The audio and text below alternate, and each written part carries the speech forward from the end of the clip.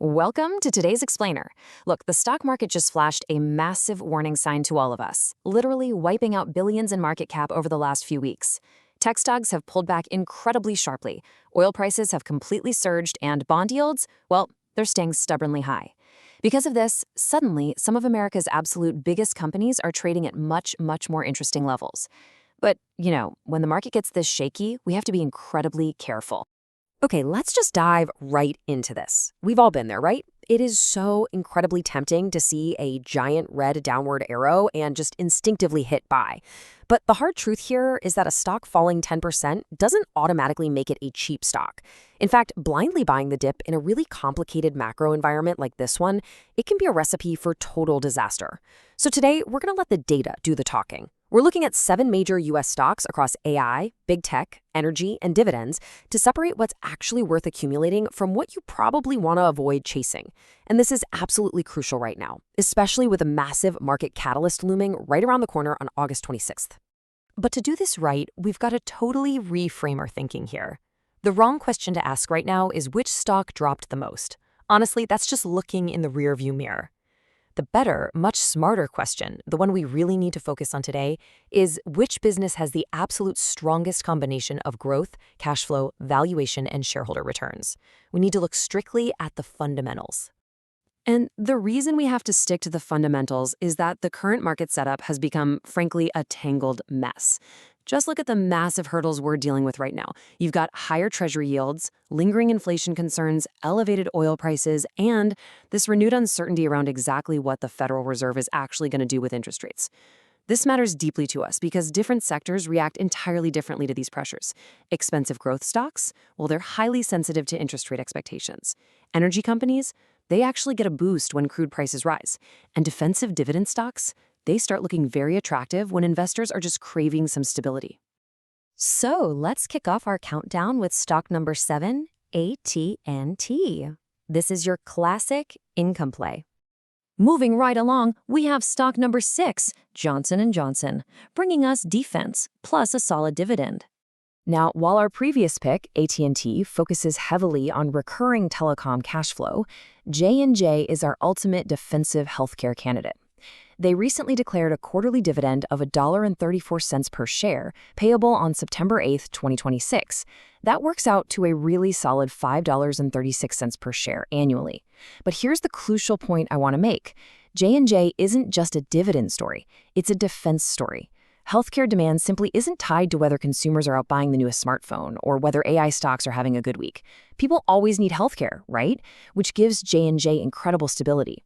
But remember, defensive definitely doesn't mean risk-free. Pharmaceutical competition, litigation, and making sure you're paying the right valuation, those things still matter immensely. Now let's pivot over to the energy sector with stock number 5, Exxon Mobil. This one's all about energy and cash flow. Now, what's really interesting about this slide is that if crude stays elevated, like we discussed earlier in the market setup, integrated giants like Exxon can generate staggering amounts of cash. I mean, easily enough to fund their $1.03 quarterly dividend, which comes out to roughly $4.12 a year. But you've got to notice the hidden catch here. Oil is incredibly cyclical. A stock that looks like an absolute steal when oil is sitting above $90 a barrel can look very different if crude sharply drops. So buying Exxon on weakness isn't just a basic income investment. It's a direct bet on the durability of energy prices and the company's ability to keep turning out cash across the entire economic cycle. Transitioning back into the tech sector, we have stock number 4, Alphabet. This is where growth truly meets value. Okay, yes, obviously, Google remains one of the world's absolutely dominant digital advertising businesses through search and YouTube. We all know that. But look past that for a second and check out these other massive growth engines. Alphabet is investing super heavily in its own AI infrastructure and TPU chips. Their cloud business remains a vital growth engine, and that TPU-related revenue, it's becoming more and more relevant every quarter. They've also introduced a dividend of about 88 cents annually, which is roughly a 0.26% yield. Now, to be clear, you definitely aren't buying Alphabet for the income. That dividend is basically just a nice little bonus. The main thesis here is gaining long-term AI exposure without having to bet your entire portfolio on a single semiconductor company. Coming in hot at number 3 is Amazon, the ultimate reinvestment story. Amazon is frankly one of the most compelling names to look at after a market pullback. And that's because they are the ultimate reinvestment story. They've built out multiple, constantly evolving revenue engines. They dominate e-commerce. They have AWS, which is practically the backbone of the internet at this point. They have a massive advertising wing. And increasingly, they are becoming a major player in AI infrastructure. Now, note that Amazon currently pays zero cash dividend. Nothing. They never have. They take every single dollar and plug it right back into these engines.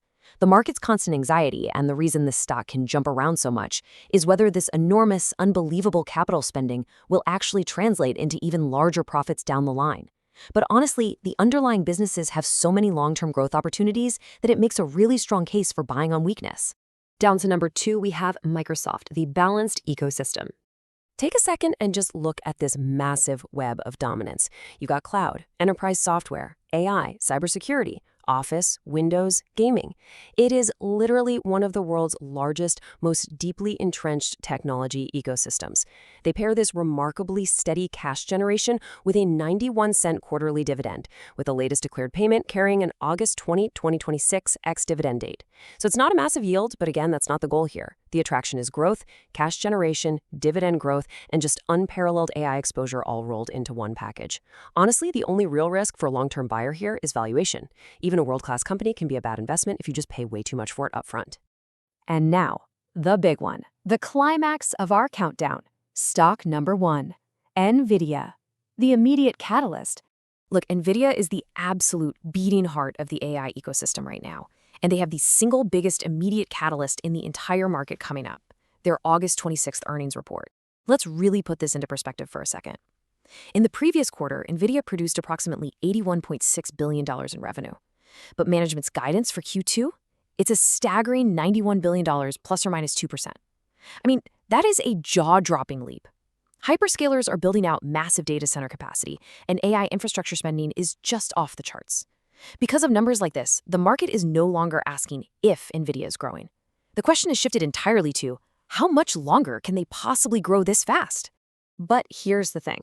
That shift brings us to a really dangerous combination. You have a fantastic company, sure, but you also have extremely high expectations. If NVIDIA beats expectations and raises guidance again on August 26th, the stock could rocket. But, and we really need to slow down and pay attention to this, if the numbers are merely good and not absolutely extraordinary, the market could brutally punish the stock. That earnings risk is exactly why buying immediately before the report is fundamentally different from just accumulating the stock gradually over a long period. If you don't already own it, waiting until after the August 26 report drops might actually be the smart move to reduce your short-term event risk.